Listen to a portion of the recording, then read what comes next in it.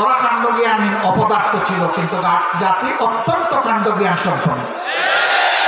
এই জাতি কাণ্ডজ্ঞানহীন নয়। ওরা দেশকে ভালোবাসে না বলে পালায় যায়। এই জাতি দেশকে ভালোবাসে বলেই ওগুলা করতে দেয়নি। অতএব আমাদের ধৈর্যের আর পরীক্ষা নিয়ে কোনো লাভ নাই।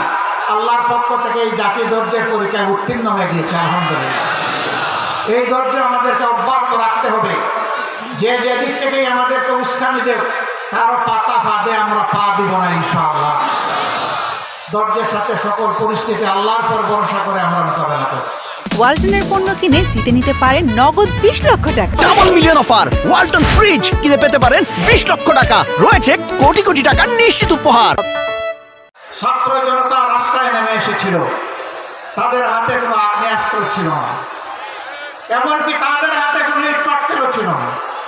তারা শান্তিপূর্ণভাবে দাবি আদায়ের জন্য রাস্তায় নেমেছিল। কোটা সংস্কারের জন্য, কোটা বাতিলের জন্য নয়। তারা বলেছিল যৌক্তিক কোটা দেন, আমাদের আপত্তি নাই, কিন্তু কোটার নামে জাতির সাথে, মেধার সাথে তামসা করবেন, তা আমরা মানব না।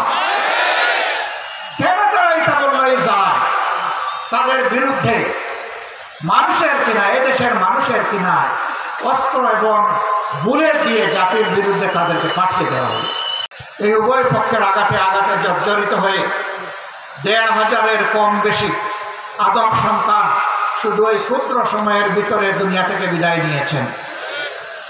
৬ সালের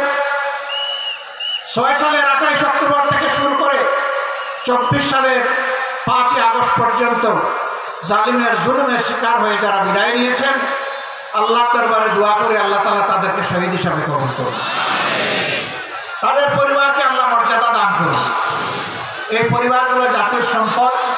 আজীবন আল্লাহ তাআলা এই পরিবারগুলোর কাছে আমাদের ঋণবোধের মানসিকতা নিয়ে তাদেরকে সম্মান করার তৌফিক দান করুন। যারা পঙ্গু হয়েছেন তাদের খেদমতকে আল্লাহ কবুল করুন। আল্লাহ তাদের জীবনটা সচল করেন।